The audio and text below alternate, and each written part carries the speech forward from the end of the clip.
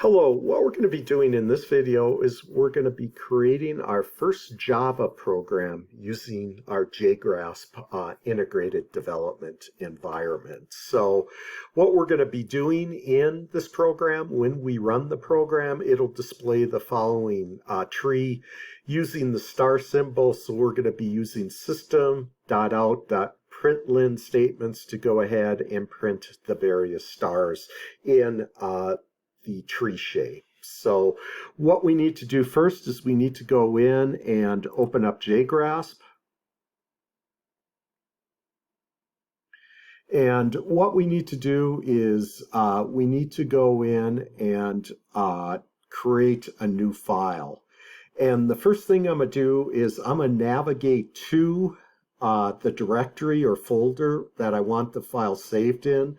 So I will just check my C drive, CIS 150, and click on Java. So that is the folder that I'm going to be saving my files in. And what I've done is, since most of the programs you're going to be creating in Java, most of your classes will include a main method.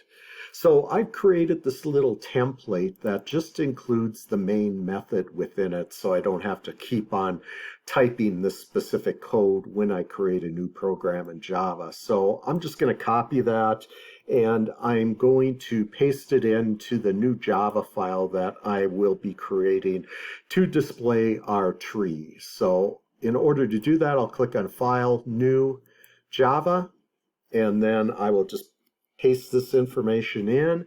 And then for this programming example, we do not need to import the scanner class. So I'm just going to go ahead and delete that import statement. For most of the programs that we're going to be writing, we're going to be importing the scanner class because you use a scanner object to prompt the user to gather input from the user at the command line. So what we need to do next after I delete that import statement is I want to go in and I want to change the name of my class.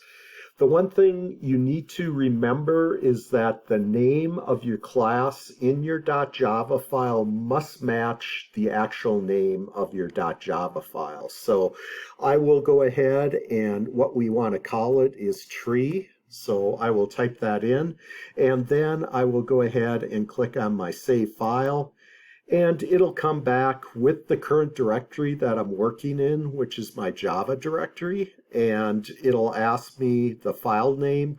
What it does is it uses the class name that you specified in the file, but you'll want to double check that, and it's a .java file. So I will just go ahead and click on save.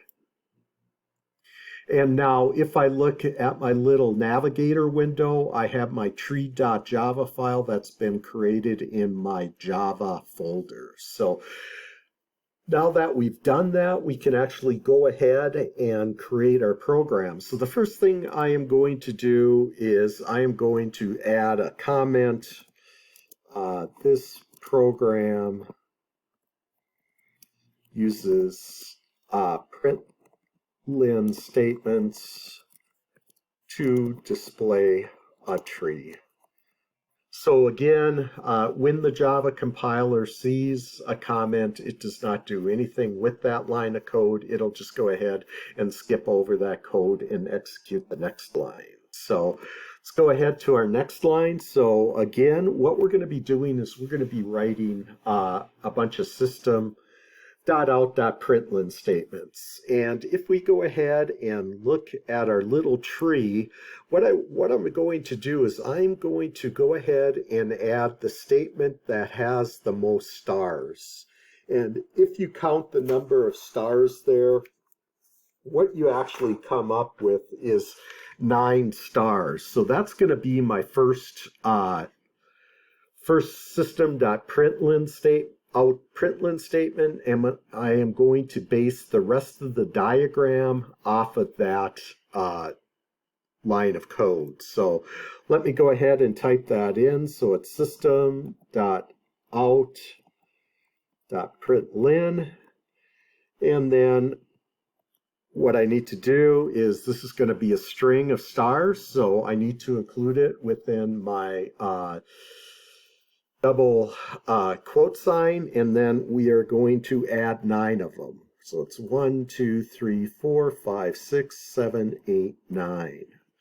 Okay, so we've added those. So if we look at our tree object, if we move up in the tree, we add another line that has 7, another 5, another 3, and another 1. So what I'm going to do is I will just add system.out.println, and then I'll add a space, and then we'll count 1, 2, 3, 4, 5, 6, 7, and then a double quote to close out my string, and the parentheses. So now you can kind of see everything is lining up, so you can use this to go ahead and your code window to actually draw the shape that you want displayed. When you want to go ahead and compile your code and run your code, the plus sign is what you can compile a file with. So I will just go ahead and click on the plus.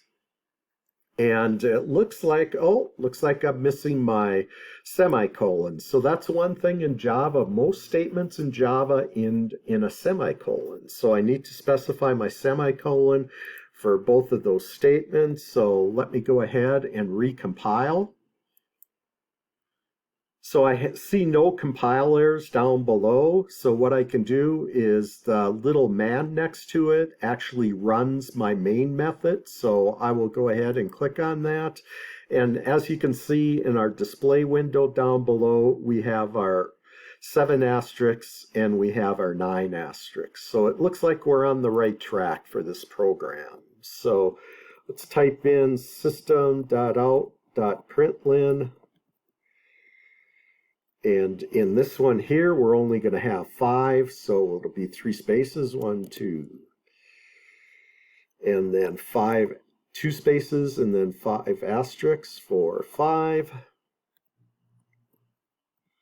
And then we add our semicolon at the end. And then as you can see, basically, when we end the print statement, it'll just fill the rest of the information to the right with empty spaces because it'll advance to the next line. So now we need another one with 3.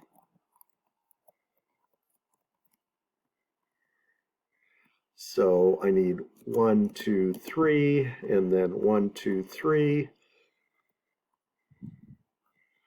And then finally, I need a new statement with just 1 in there. So I need to count over 4 spaces, 1, 2, 3, 4, add my asterisk, I'll close my println, my string off. So now you can see that it looks like we've shaped our tree. So I am just going to go ahead and run this, compile it, and then run it. And as you can see, we have the top part of our tree. So if we look at our tree now, we just need to add our trunk, which is 3 asterisks, a couple system out.printlns with 3 asterisks. So what I can do is I can actually go ahead and copy and paste this line of code. So Control C it on line 5. I'll add it to line 9 and then add it to line 10. And I will go ahead and compile my program and run my program again. And you can expand and contract the size of your console down below, and you can scroll up or down in it.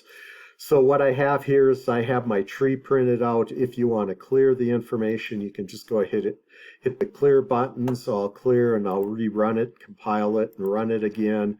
And now I see that our tree is out there. So this video just kind of walked you through, gave you an introduction to how you can go ahead and use JGraphs to create a Java program. In this Java program, we just use the system.out.println statements to go ahead and create a shape when the program is actually run. The other thing I wanted to do is I wanted to go out to CIS 150_Java to show you where the files will actually be stored. So if you go out into my C directory, CIS 150, click on Java, as you can see, I have a tree file, and that is my JGrass Java file.